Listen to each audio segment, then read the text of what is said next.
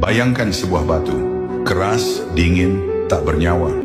Pada suatu hari Rasulullah sedang duduk bersama para sahabat. Mereka berbincang tentang hari akhir, tentang surga dan neraka, tentang balasan bagi setiap amal. Wajah-wajah para sahabat serius. Hati mereka dipenuhi rasa takut sekaligus harap kepada Allah. Di tengah majelis itu Rasulullah mengambil sebuah batu kecil dari tanah. Batu biasa yang setiap hari diinjak manusia tanpa dianggap berarti. Lalu beliau memandang para sahabat dan berkata dengan suara yang tenang namun menusuk ke dalam jiwa. Apakah kalian ingin melihat bagaimana makhluk Allah takut kepada neraka? Para sahabat terdiam. Mereka saling memandang. Rasulullah lalu melemparkan batu itu ke udara. Dan sesuatu yang tak pernah mereka bayangkan pun terjadi. Tiba-tiba terdengar suara tangisan.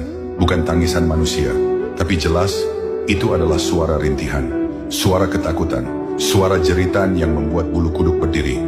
Batu itu menangis, batu itu merintih, batu itu bertasbih dan mengadukan rasa takutnya kepada Allah. Para sahabat terpaku.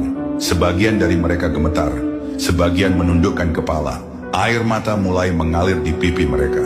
Karena yang menangis bukan manusia, tapi batu. Lalu atas izin Allah, batu itu berbicara.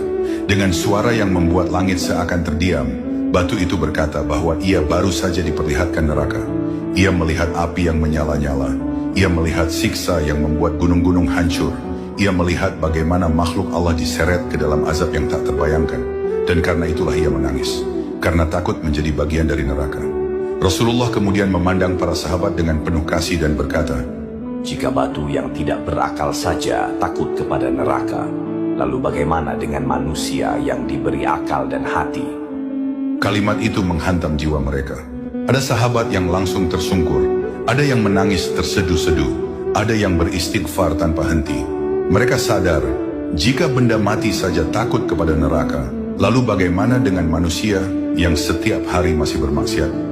Sejak peristiwa itu para sahabat semakin menjaga salat, semakin menjauhi dosa, semakin takut kepada murka Allah.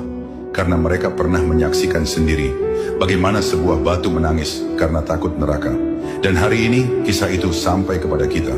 Semoga kisah ini membuat hati kita kembali hidup, kembali takut kepada dosa, dan kembali rindu kepada surga.